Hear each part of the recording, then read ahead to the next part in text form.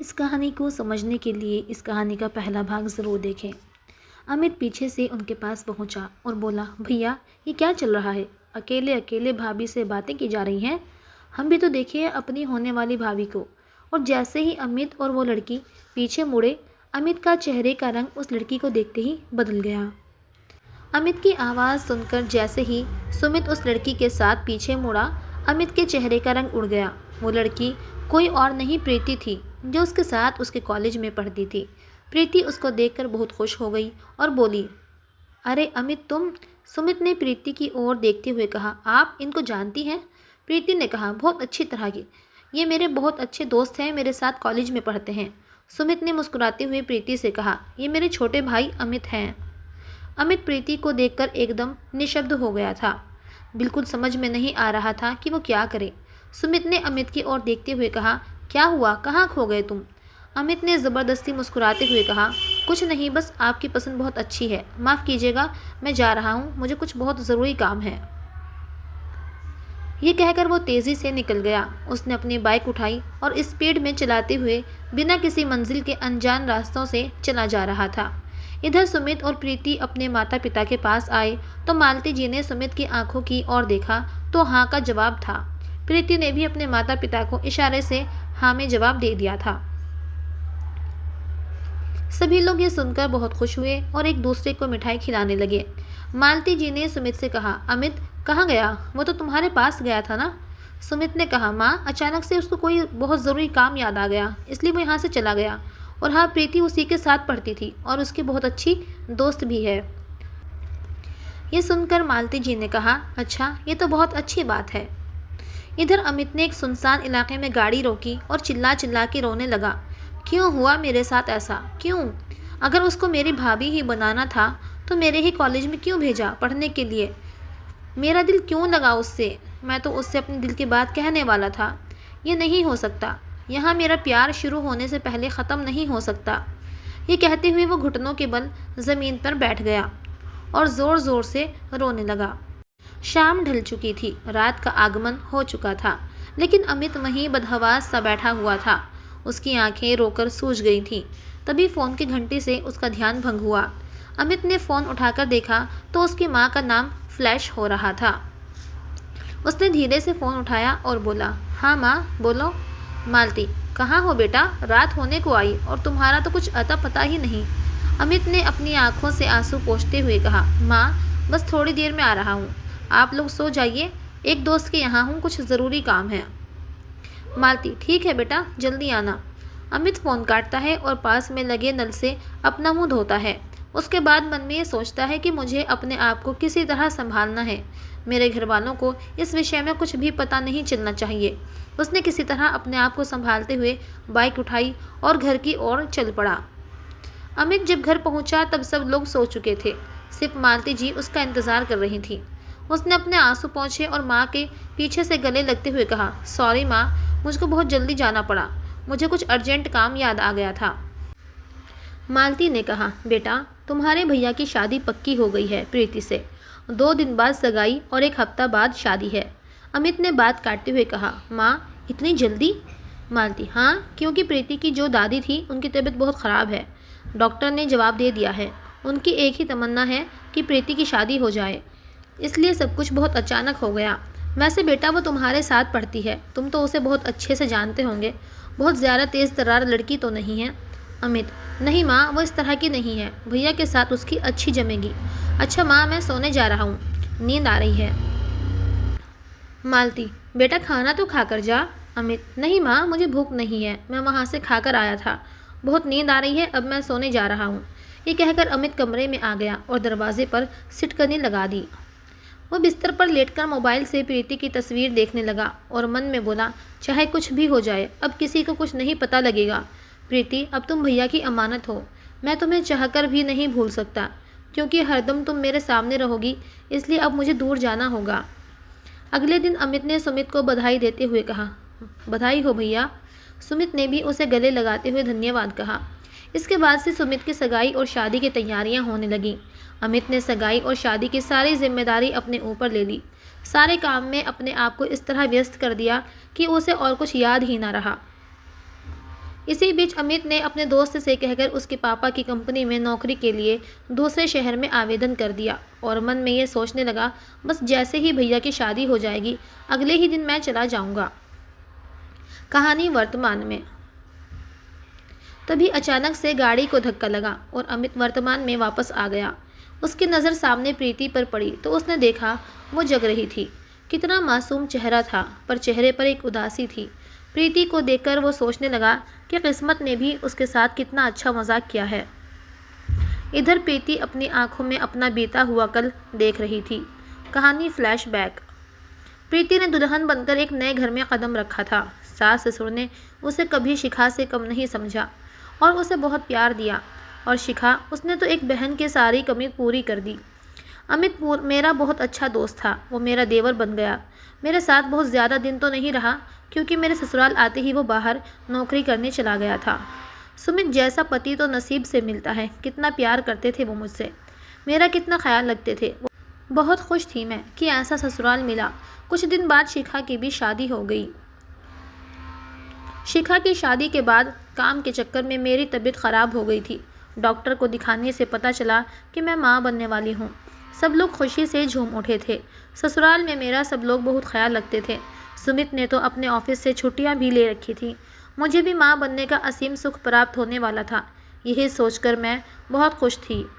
9 महीने कब बीत गए पता ही नहीं चला और मैं एक प्यारी सी गुड़िया की माँ बन गई।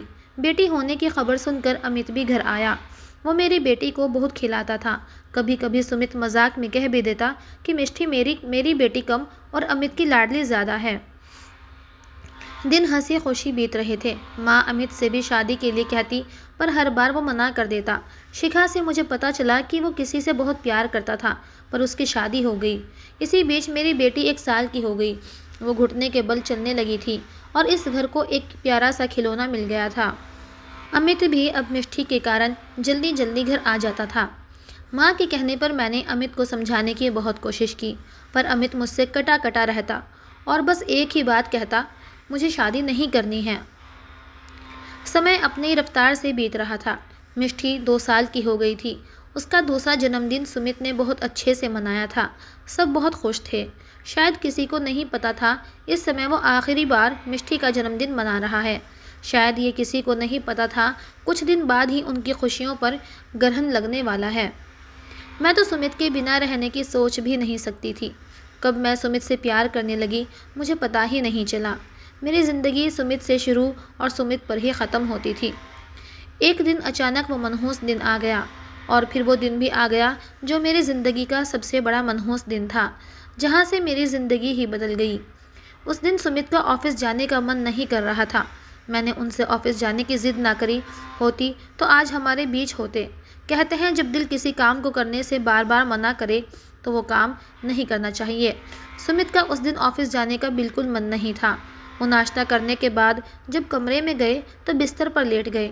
मैंने उससे पूछा, क्या हुआ, तबीयत ठीक नहीं है क्या? सुमित मेरा हाथ पकड़ते हुए कहने लगे, मेरी तबीयत बिल्कुल ठीक है, पर आज ऑफिस जाने का मन नहीं कर रहा। सोच रहा हूँ आज पूरा दिन अपनी बीवी के नाम कर दूँ। तब मैंने उनके हाथों को चूमते हुए कहा, क्या बात है, आज बड़ा प्यार आ रहा है। आप ऑफिस नहीं जाएंगे तो कैसे काम चलेगा?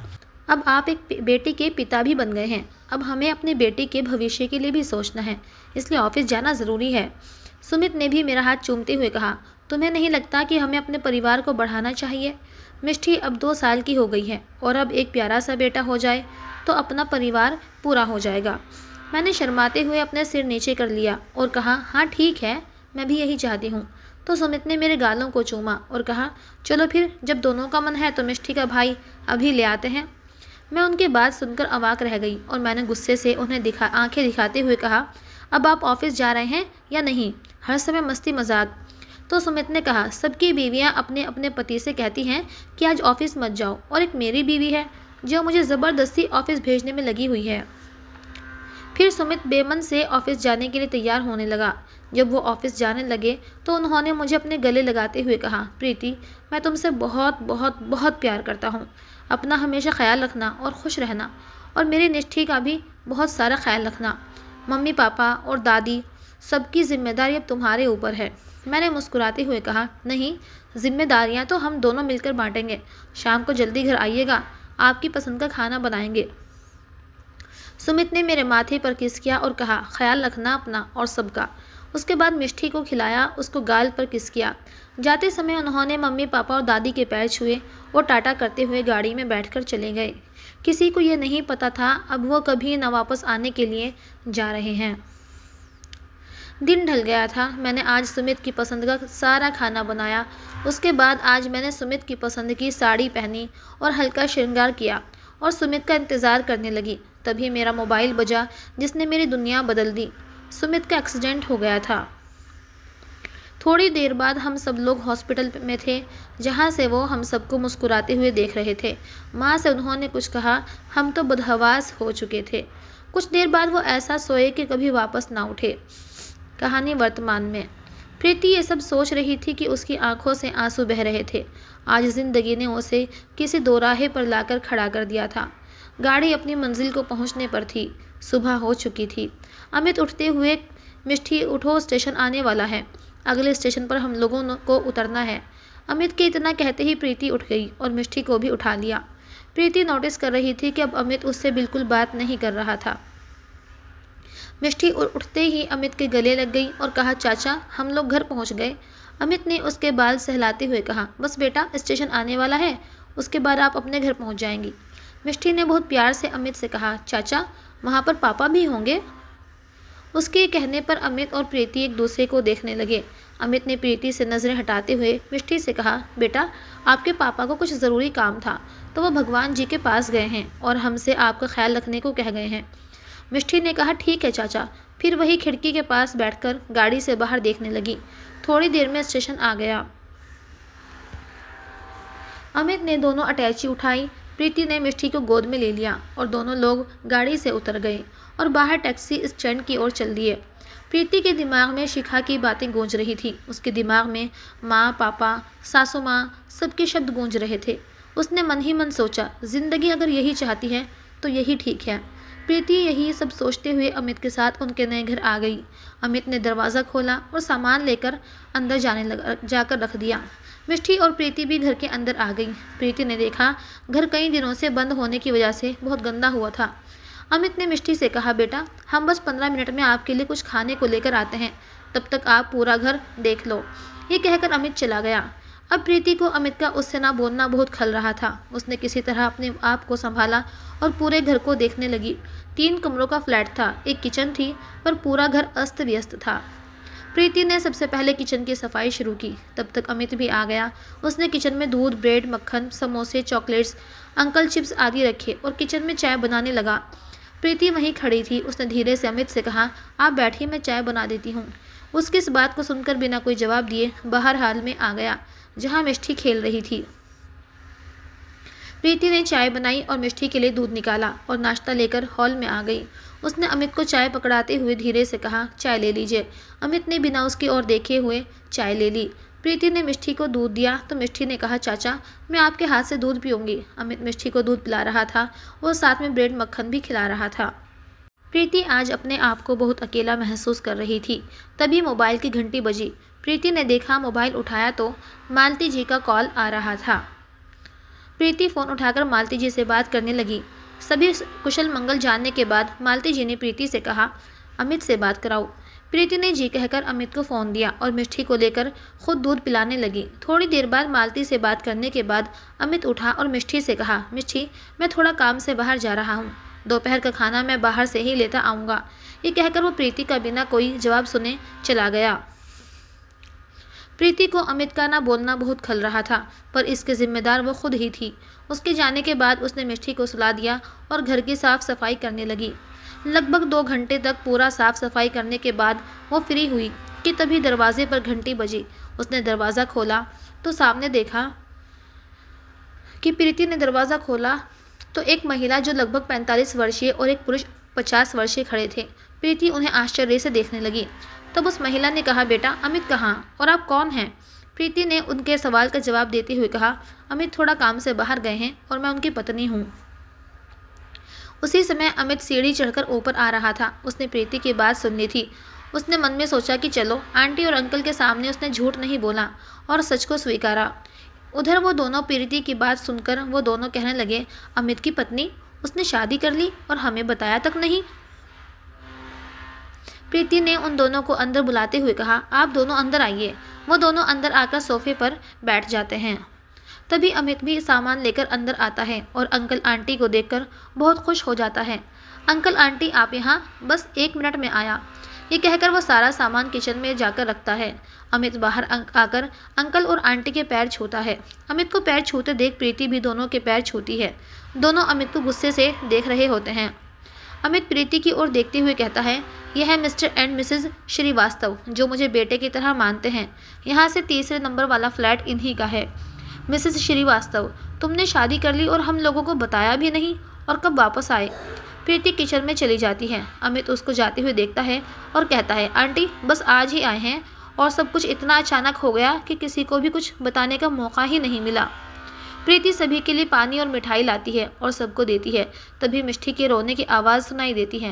प्रीति उसके पास जाने के लिए उठती है तो अमित उस इशारे से मना कर देता है और ख़ुद चला जाता है। अमित मिष्टी को बहुत प्यार से गोद में उठाता है और बाहर लेकर आता है। मिष्टी अमित के गाल को छूते हुए कहती है, चाचा आप कहाँ चले गए थे? मम्मा भी हमको अकेला छोड़कर चली गई थी। अमित उससे मुस्कुराते हुए कहता है, बेटा मैं आपके लिए अच्छी अच्छी खाने की चीज़ें लेने गया था और आपकी मम्मी यहीं थी, कुछ काम कर रही थी। मिस्टर और मिसेज श्रीवास्तव ये सोचकर हैरान होते हैं कि मिष्टी अमित को चाचा और प्रीति को मम्मा कह रही थी। अमित मिष्टी से कहता है, बेटा ये आपकी दादी और बाबा हैं, इन्हें नमस्ते करो। अमित की ये बात सुनकर मिष्टी कहती है, तो वहाँ पर भी हमारी दादी बाबा हैं, तो 2 दादी और बाबा। ये सुनकर सबके चेहरे पर मुस्कान आ जाती है। अमित उसे इशारे से नमस्ते करने को कहता है तो वो उन दोनों से कहती है, नमस्ते दादी, नमस्ते बाबा। दोनों लोग उससे नमस्ते कहते हैं। नमस्ते मेरी प्रिंसेस, कैसी हैं आप और आपका नाम क्या है? मिष्टी कहती है, मेरा नाम मिष्टी है। मम्मा मुझे भूख लगी है। प्रीति मिष्टी को अपनी गोद में लेते हुए कहती है, चलो मैं आपके लिए दूध बनाती हूँ। प्रीति के जाने के बाद दोनों लोग अमित को देखते हैं। अमित उन्हें सब कुछ बताता है। तब तक प्रीति मिष्टी को लेकर आ जाती है और वहीं सोफे पर बैठ जाती है। मिसेज श्रीवास्तव कहती हैं, जो होना था वो तो हो चुका और जो हुआ है उसे ईश्वर की मर्जी मानकर स्वीकार करो और अब खुशी खुशी दोनों लोग अपने जीवन की शुरुआत करो। प्रीति, तुम्हारे अंकल मेरी शादी के पहले मेरे जीजाजी थे। दीदी की डिलीवरी के दौरान दीदी की डेथ हो गई। उन्होंने ट्विंस को जन्म दिया था। जीजाजी बाहर जॉब करते थे और परिवार में कोई नहीं था। ऐसे में बच्चों को संभालने वाला कोई नहीं था। मेरे माता पिता और जीजाजी के माता पिता दोनों ने फैसला लेकर हम दोनों का विवाह करा दिया और आज देखकर कोई भी नहीं कह सकता कि जीजाजी की सेकंड मैरिज है या हम लोग कभी जीजा साली थे। ऐसा अक्सर हो जाता है, इस तरह के विवाह होते हैं। मैं तो ये कहूँगी कि इस तरह के विवाह ज़्यादा मजबूत होते हैं। हाँ, शुरू के दिनों में हम दोनों को ही एडजस्ट करने में समय लगा था, पर बाद में हम बहुत अच्छे से दोनों एक दूसरे को समझने लगे और आज देखते ही देखते मेरी शादी के 25 साल हो रहे हैं। प्रीति और अमित दोनों ही उनकी बातें ध्यान से सुन रहे थे।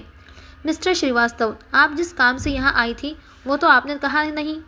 मिसेज श्रीवास्तव, सॉरी, वो मैं यहाँ पर इसलिए आई थी कि कल हमारे विवाह के 25 साल पूरे हो जाएंगे। मैं आई तो यहाँ अमित को इनवाइट करने थी, पर यहाँ पर तो सरप्राइज़ मिल गया। मैं तुम तीनों को इनवाइट करती हूँ, कल शाम का डिनर हमारे साथ ही करना। अमित, जी ज़रूर। प्रीति, आप बैठे, मैं आपके लिए चाय लेकर आती हूँ। मिस्टर श्रीवास्तव, बेटे वैसे ही बहुत देर हो गई है, हम आज चाय नहीं पियेंगे बल्कि किसी दिन खाना खाएंगे, पर अभी हमें इजाज़त दीजिए। कल आप दोनों बल्कि आप तीनों का इंतज़ार रहेगा। वो दोनों लोग चले जाते हैं। अमित दरवाज़ा बंद कर देता है और किचन में जाकर खाने को निकालने लगता है। प्रीति किचन में आती है तो अमित से कहती है, मैं खाना निकालती हूँ। अमित बिना उसको कोई जवाब दिए उसकी बात सुनकर बाहर आ जाता है। अमित बाहर जाकर सोफे पर लेट जाता है और मिष्टी के साथ खेलने लगता है, पर उसके दिमाग में प्रीति की एक ही बात गूंज रही होती है, तुम मेरा शरीर हासिल कर सकते हो पर मेरा प्यार नहीं। वो दोनों हाथों से अपने कान बंद कर लेता है। तभी प्रीति वहाँ खाना लेकर आती है। अमित उठता है और मिष्टी से कहता है, अभी मेरे भूख नहीं है, बेटा आप खाना खा लीजिएगा, मैं थोड़ी देर सोने जा रहा हूँ। ये कहकर अमित दूसरे कमरे में जाकर लेट जाता है, पर नींद उसकी आंखों से कोसों दूर होती है। उसके कान में बस प्रीति की कहीं एक लाइन गूंज रही होती है। वो मन में बस यही सोचता है, भगवान मुझे कहाँ लाकर खड़ा कर दिया। जिसको चाहा वो सामने है, पर वो मुझसे नफरत करती है। इधर प्रीति भी खाना नहीं खाती और वो मिष्टी को खिलाते खिलाते मन में यही सोच रही होती है, जो सब कह रहे हैं मुझे वही सोचना होगा, पर अमित के दिल में तो कोई और लड़की है। शायद अमित मुझे वो प्यार कभी नहीं दे पाएगा जो सुमित से मिला था, पर फिर भी अब वो मेरे पति हैं, मुझे इस रिश्ते को निभाना तो है। यही सोचकर वो खाना एक प्लेट में निकाल कर अमित के कमरे में जाती है। अमित उसको आते देख अपनी आंखें बंद कर लेता है। वो धीरे से अमित से कहती है, अमित उठिए, खाना खा लीजिए। प्रीति मेज़ पर खाना रखते हुए अमित से कहती है, अमित उठिए, खाना खा लीजिए। अमित के कोई जवाब न देने पर प्रीति थोड़ा तेज़ आवाज़ में कहती है, अमित खाना खा लीजिए। इस बार अमित उठता है और प्रीति से कहता है, तुमको मेरे लिए परेशान होने की कोई ज़रूरत नहीं है। यहाँ पर ना माँ है, ना पापा, ना दादी माँ, इसलिए ये एक्टिंग छोड़ो और अपना काम करो। मुझे भूख लगेगी तो मैं खा लूँगा। अमित के इस जवाब पर प्रीति बिना कुछ कहे रसोई में चली जाती है और उसकी आंखों से आंसू आ जाते हैं। वो मन में यही सोचती है कि 6 सालों से मैं अमित को जानती हूँ, कभी उसके दोस्त बनकर तो कभी उसकी भाभी बनकर। हम दोनों एक दूसरे को बिना कहे एक दूसरे के मन की बात समझ जाते थे, पर जब से शादी हुई है और हम दोनों के बीच पति पत्नी का रिश्ता जुड़ा है, हम दोनों के बीच में कितनी दूरियां आ गई हैं। इधर अमित मन में सोचता है, प्रीति मैं तुम्हारा दिल जानबूझकर दुखाना नहीं चाहता, पर तुम्हारे वो वाक्य मेरे दिमाग में इस कदर गूंज रहे हैं कि मैं चाहकर भी नॉर्मल नहीं हो पा रहा। हम लोग के बीच में सब कुछ नॉर्मल होगा या नहीं, कह नहीं सकता। कैसे हम लोगों की ज़िंदगी कटेगी। काश माँ ने अपनी कसम ना दी होती तो शायद ये सब होता ही नहीं। उसके बिना जीने की आदत तो डाल ही ली थी। तो मिष्टी वहाँ आ जाती है और अमित के पास आकर लेट जाती है और उससे कहती है, चाचा हमें बाहर कब घुमाने ले जाएंगे। अमित उसके गाल पर हाथ रखते हुए कहता है, बेटा आज ही तो हम लोग आए हैं, कल घूमने चलेंगे। वो जो कल दादी बाबा आए थे उनके घर कल पार्टी है, तो कल हम लोग वहाँ चलेंगे। अच्छा ये बताओ, आपने खाना खाया, कैसा लगा आपको। मिष्टी ने बहुत प्यार से कहा, चाचा खाना तो बहुत अच्छा था, मैंने खाया पर मम्मी ने नहीं खाया। अमित ये बात सुनकर सोच में पड़ जाता है कि प्रीति ने खाना नहीं खाया। उसको ध्यान आया कि शायद मेरे ना खाने की वजह से उसने भी नहीं खाया। अमित मिष्टी से कहता है, बिटिया आप यहीं बैठिए, मैं बस 5 मिनट में आया।